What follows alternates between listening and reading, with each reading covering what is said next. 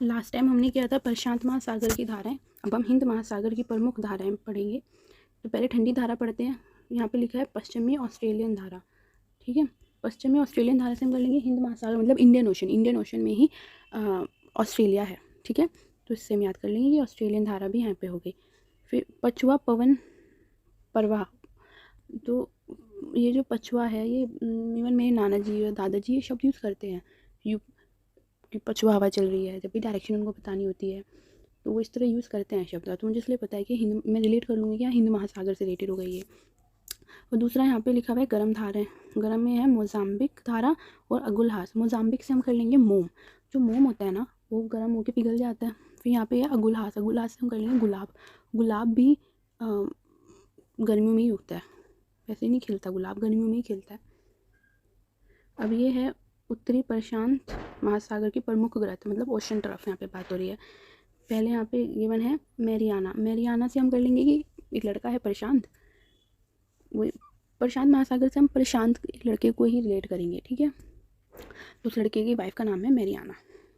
Kuril, Kuril से हमने last time भी किया था कि प्रशांत को वैसे मोटा है, उसे बहुत खाना पसंद है, तो वो राई जो होती है ना, राई, राई का अचार भी खाता है वो।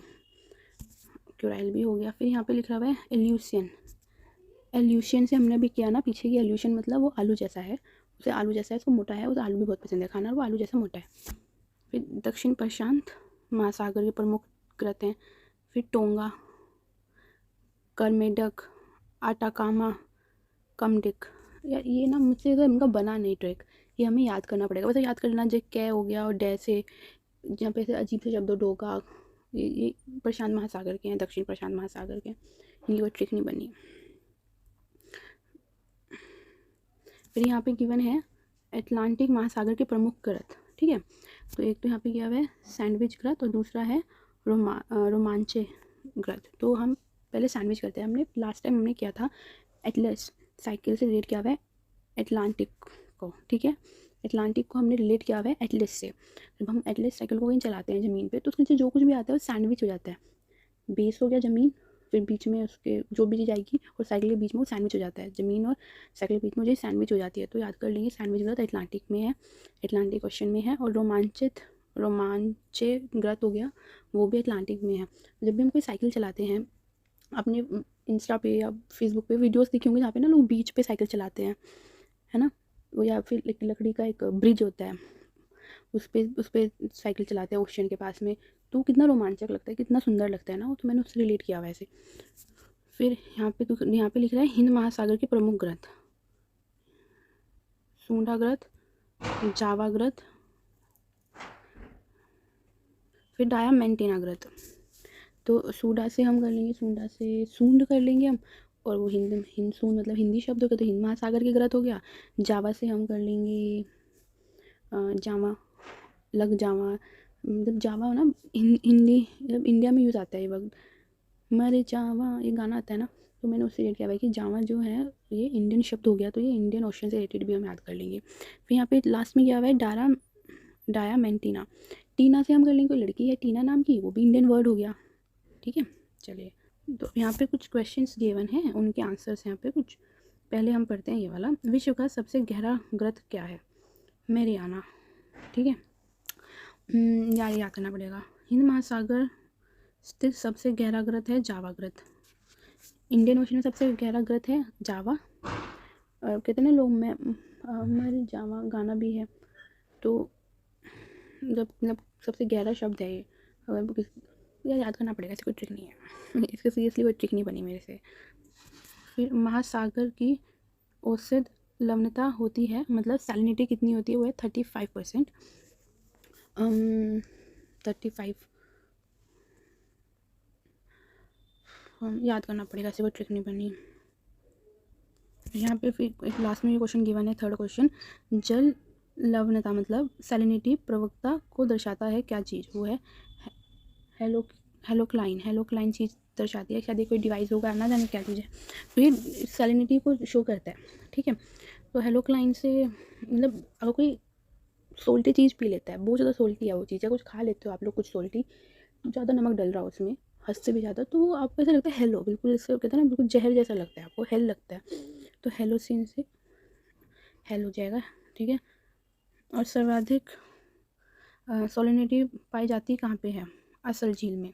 लवणता मतलब सबसे ज़्यादा सॉलिनिटी कौन से झील में पाई जाती है? असल झील में। असल से हम कर लेंगे यहाँ पे, असल में लोग ना मर जाते हैं, इतनी सॉलिनिटी है वहाँ पे, इतनी सॉलिनिटी है कि लोग असल में मर जाते हैं वहाँ पे, रह नहीं पाते वहाँ पे, क्योंकि पानी नहीं मिलता, पानी में इतना सॉल्टीनेस है कि वहाँ पे हम कुछ खा ही नहीं सकते वो। यहाँ पे गिवन है विश्व की नदियाँ, ठीक है। अब नीचे पढ़ते हैं।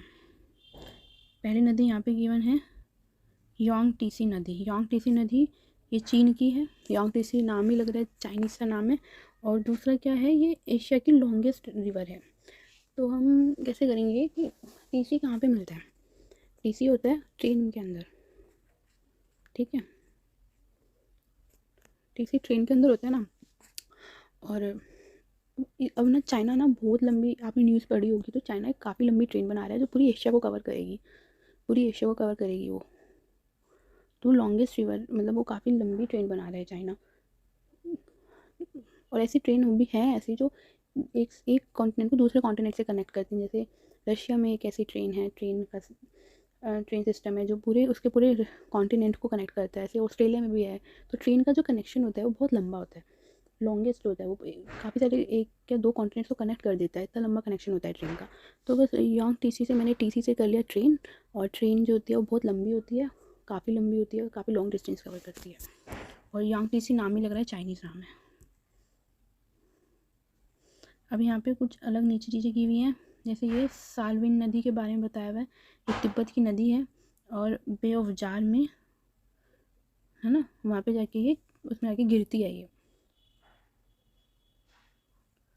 तो हम पहले इसके बारे में बताते हैं। सालविन से हम कर लेंगे सेल्विन ना एक फ़िश आती है, सेल्विन फ़िश आती है। और डिस्कवरी पे दिखाते भी हैं उसके बारे में कि वो जो फ़िश है ना, उसकी एक खासियत है कि वो पहाड़ों पे जाती है उल्टा, जैसे जैसे वो उल्टी डायरेक्शन में मूव करती है रिवर की। अगर रिवर वो उल्टी चलती है, वो उल्टी फ्लो करती है रिवर से, तो तो वो ना और पहाड़ों की तरफ जाती है, वहाँ पे जाके वो अंडे देती है। ये इसकी खासियत है इस मछली की, सालविन मछली की। तो पहाड़ों पे जाते लोग, तिब्बत हो गया, याद कर लेंगे, पहाड़ों पे जाते हैं, ठंडे ठंडे इलाकों, बर्फीले इलाकों में जाती है वो, ठीक है।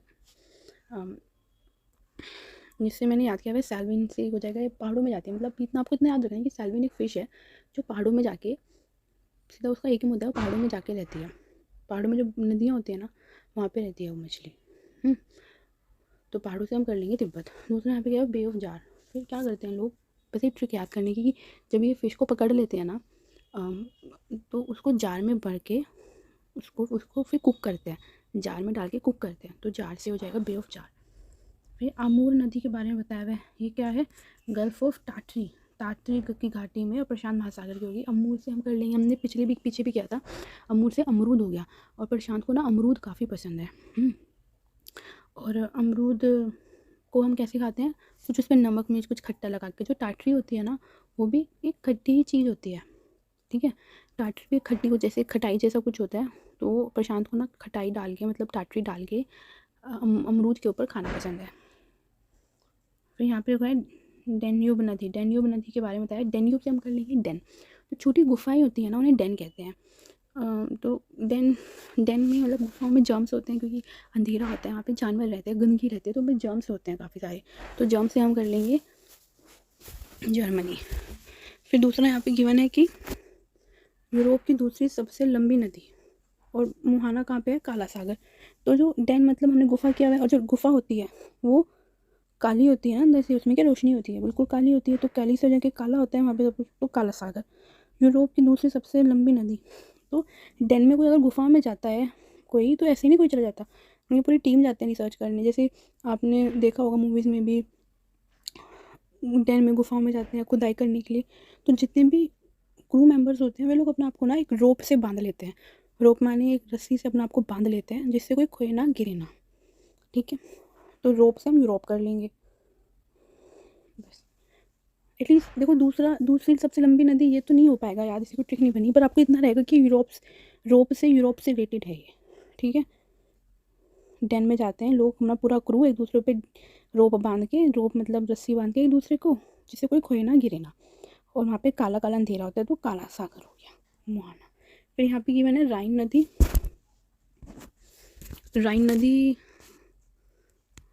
उत्तरी मुहाना कहाँ है? उत्तरी सागर में। तटीय शहर कौन सा है? बॉन, जर्मनी। तो हम कर लेंगे राई। राइन से हम कर लेंगे राई। राई जो है ना, उसे हम अचार में डालते हैं, उससे ना जर्म्स नहीं लगते। ठीक है। यूरोप, अब यहाँ पे लास्ट में विशेषता बताई हुई है, यूरोप की सबसे व्यस्त है ना स्थलीय जलमार्ग वाली नदी है ये। तो हम कर लेंगे कि राई से हम ना, राइन, जहाँ पे राइन रिवर है ना, वहाँ पे राई उगाते हैं और राई का आदान प्रदान होता है, राई का वहाँ पे बिजनेस ट्रेड चलता है, तो इसलिए बहुत बिजी है वो रूट। ठीक है। राई से हम, राइन नदी से राई हो गया, राई का बिजनेस होता है, तो इस वजह से वहाँ पे काफ़ी लोग आते रहते हैं ना। ठीक है। चलो, अभी यहाँ पे गिवन है वोला नदी। वोला नदी की विशेषता क्या है? यूरोप की सबसे लंबी नदी है ये। वोला से हम कर लेंगे, ये मैं ना वोला, कौन आ रहा है? हाँ, अब हम कर रहे थे ना वोल्वो, वोला नदी से हमने करा हुआ है मैंने वोल्वो। वोल्वो की जो बस आती है ना, मैंने उससे रिलेट कर लिया, वोला से वोल्वो। तो वोल्वो की जो नदी है, वोल्वो की, ये वोल्वो की ये बस है ना, बस इसको मैंने रोप से बांध रहा। इमेज में देख सकते हो, मैंने एक रोप बनाई हुई है। ठीक है, मैं कलर बदलती हूँ। रोप बनाई हुई है ना यहाँ पे, तो रोप से मैंने इसको बांध दिया। ठीक है। तो रोप से तो यूरोप हो जाएगा। फिर यार इसका उद्गम क्षेत्र नहीं हो पाया, वल्दाई पहाड़ी नहीं हो पाई, ये याद करना पड़ेगा। पर मुहाना हो गया, कैस्पियन सागर। तो मैंने क्या किया, ये जो कैस्पियन है ना, ये भूत बन गया। तो ये कैसे बना? जो ये कैस्पियन भूत था ना, ये ना बस के सामने आ गया था, कैस्पर करके एक लड़का, और फिर वो मर गया था, तो वो भूत बन गया था। ठीक है, वो मर के भूत बन गया था। एक मिनट रुकिए, कहाँ गया? ये रहा, मर के वो भूत बन गया था। तो कैस्पर भी हो गया, कैस्पर के मुँह से देखो खून निकल रहा, एक्सीडेंट हो गया, ये सब रिलेट हो गया इससे। अब आगे चलते हैं। फिर यहाँ पे क्या हुआ है? कॉन्गो नदी। कॉन्गो नदी के बारे में क्या विशेषताएं बताई हुई हैं? ये अन्य नाम क्या है इसका? जायरे। और दूसरा विशेषता क्या है? विषुवत रेखा को 2 बार विभाजित करना, bifurcation of the equator. Congo से ना, पता नहीं, मेरे मन में जब भी मैं कॉन्गो शब्द सुनती हूँ, मुझे ये पक्षी, जहाँ पे पक्षी दिख रहा है आपको, ये पक्षी दिखता है मुझे, हमेशा इसकी इमेज आती है दिमाग में। विषुवत रेखा को 2 बार काटता है, ट्रॉपिक ऑफ कैंसर, नहीं ट्रॉपिक को नहीं, इक्वेटर को यार, इक्वेटर को 2 बार कट करता है ये। तो मैंने क्या किया, यहाँ पे ना 2 कॉन्गो पक्षी बिठा दिए, और ये ऐसे उसको, जो लाइन जा रही है ट्रॉप उसकी इक्वेटर की, उसको 2 बार कट कर दिया उन्होंने, मतलब ऐसे रिलेट करने के लिए, आप याद कर सकते हो। यहाँ पे नीचे गिवन है नाइजर नदी के बारे में। उद्गम कहाँ से है? फोटा जलान पड़ार से है, पठार से। और मुहाना का है गिन्नी की खाड़ी। तो मैंने क्या किया, नाइजर से नज़र लग गई। जब लोग आपसे जलते हैं ना, जब आप लोग आपसे जलते हैं तो आपको नज़र लग जाती है, तो जलने से तो हो जाएगा जलान, और नज़र से तो नाइजर हो जाएगा। फिर गिन्नी की पहाड़ी, गिन्नी मतलब सोने के जो छोटे छोटे सिक्के होते हैं ना, उनको गिन्नी कहते हैं। ठीक है, सोने की गिन्नी। तो जब किसी के पास इतने सारे पैसे आ जाएंगे, सोने की गिन्नी आ जाएगी किसी के पास, कोई खरीद लेगा, तो लोग उससे चिढ़ेंगे। ठीक है, जलन आएगी उनको, फिर नज़र लग जाएगी, तो नाइजर हो जाएगा। अब हम याद करेंगे उत्तरी अमेरिकी की महाद्वीपीय प्रमुख नदियाँ। तो सेंट लॉरेंस नदी है, इसको कैसे याद करेंगे हम, कि अमेरिका जो है ना, पहली बात तो लॉरेंस नाम जो है अमेरिकी शब्द लग रहा है ना। अंग्रेजी ऐसा शब्द है, हमारे हम लोग तो ऐसा शब्द बोलते हैं लॉरेंस, हमारे यहाँ पे ऐसा कोई किसी का नाम भी नहीं होता है, तो लॉरेंस से हम कर लेंगे कि अमेरिकी शब्द है, अमेरिकी नेम है। दूसरा कि अब आप सोच रहे होंगे कि उत्तरी अमेरिका नॉर्थ अमेरिका से कैसे कनेक्ट करें हम इसे, तो सेंट मतलब हम याद कर लेंगे, कोई सेंट हो गया, मतलब कोई साधु संत हो गए, जो क्रिश्चियन होते हैं, उनके जो फादर होते हैं वो सेंट ही तो होते हैं, साधु टाइप के लोग ही होते हैं, उन्होंने जन सेवा करते हैं बेसिकली, है ना। तो उनके पास हर उत्तर का, आपको हर एक सवाल का उत्तर दे देते हैं वो। ठीक है, तो उत्तर से हम कर लेंगे कि हर एक उत्तर दे देते हैं वो हर एक चीज़ का, तो उत्तर भी नॉर्थ भी रिलेट हो गया। फिर यहाँ पे लिख रहा है मैकेंजी से हम कर लेंगे मैकेंस जो आते हैं, जिनके ready to eat French fries हो गए और पकोड़े हो गए, ये चीज़ें आती हैं इसकी, कटलेट जैसी, तो वो भी अमेरिकी कंपनी है। नेल्सन, वैसे तो नेल्सन साउथ अफ्रीका के प्रेसिडेंट थे, पर नेल्सन, चलो ये तो आपको याद करना पड़ेगा, इसकी कोई ट्रिक नहीं है। हडसन मतलब जो नॉर्थ, यहाँ दिल्ली में ना, दिल्ली यूनिवर्सिटी के पास एक हडसन लेन पड़ती है, वहाँ पर उस हडसन लेन में दुनिया भर की अमेरिकी दुकानें हैं। अमेरिकी जैसे यूएस पोलो हो गया, और कोई भी कंपनी ले लो, कपड़ों से रिलेटेड और या कुछ खाने का हो, कुछ भी हो, सब मिलता है वहाँ पे, ठीक है। फिर मिसिसिपी जो नदी है वो भी नॉर्थ अमेरिका की नदी है, ठीक है। मिसिसिपी याद करना पड़ेगा, ऐसे कोई ट्रिक नहीं है। फिर कोलोरेडो तो यार सबको ही पता है, नॉर्थ अमेरिका में पड़ता है, वेल नोन है। तो मैन वर्सेस वाइल्ड में भी कितनी बार दिखा चुके कोलोरेडो। और मैं आपको एक बात बताती हूँ, जब भी आप ये चीज़ें पढ़ा करें ना, जो मेक श्योर दैट आप मैप को देखें।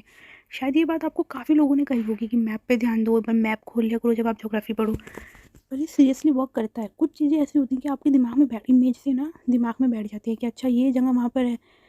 आपको एटलीस्ट अगर क्वेश्चन में आपको आंसर भी नहीं पता होता ना कुछ क्वेश्चन, आप अगर आपको लोकेशन पता है वो जगह कहाँ पर है, तो आप एलिमिनेट कर सकते हो और अपना आंसर आप ला सकते हो। ज़रूरी नहीं कि पेपर में हर किसी को सारे सवालों के जवाब आते हो, एलिमिनेशन से ही वर्क करता है।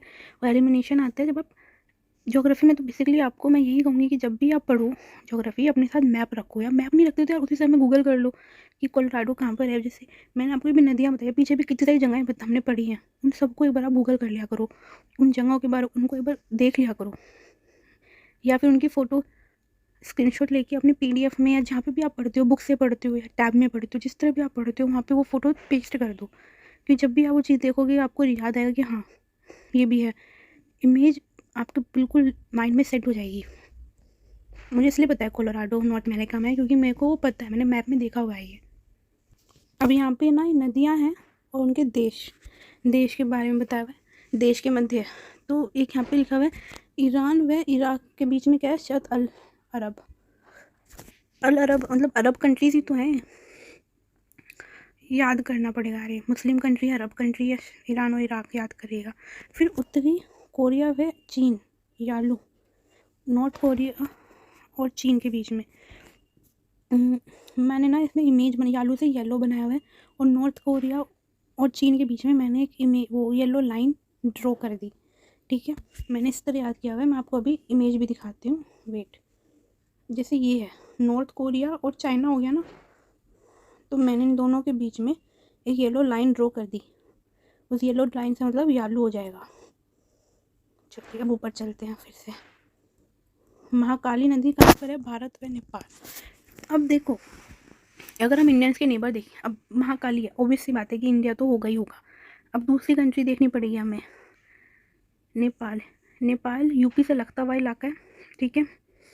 और महाकाली, नेपाल में उनकी बहुत ज़्यादा पूजा होती है, और वहाँ पे नेपाल में बहुत सिद्धपीठ मंदिर भी है महाकाली का, आप गूगल करिएगा आपको मिल जाएगा, ठीक है। यहाँ पे काला दान है, भारत और म्यांमार। काला दान ऑब्वियस सी बात है, काला शब्द हो गया, इंडियन नेम लग रहा है, तो इंडियन भारत तो होगा ही होगा। फिर म्यांमार कैसे करेंगे, म्यांमार से मैंने तो ऐसे याद किया, जो मेरी मम्मी है ना, मेरी माँ, उनको दान देना बहुत पसंद है। कोई भी त्यौहार होता है, जैसे मम्मी हमेशा खाने का या कुछ भी ऐसी चीज़ें दान करती है। सर्दियों में मेरी मम्मी रज़ाइयाँ दान कर देती हैं, तो इसलिए मैंने दान से माँ याद किया हुआ है। म्यांमार दान कर, मेरी माँ दान करती है। फिर निपर नदी कहाँ पर है, बेलारूस और यूक्रेन। निपर से ये याद करना पड़ेगा, ऐसे कोई ट्रिक नहीं बनी। ऑरेंज नदी कहाँ पे है, नामीबिया व दक्षिण अफ्रीका। ऑरेंज नदी तो नामीबिया से हम कर लेंगे नींबू।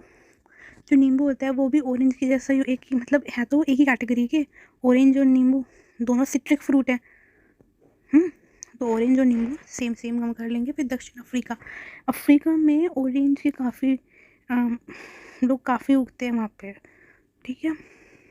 फिर कॉन्गो कहाँ पे है, कॉन्गो नदी किसके बीच में है, कॉन्गो गणराज्य, फिर कॉन्गो लोकतंत्रीय गणराज्य।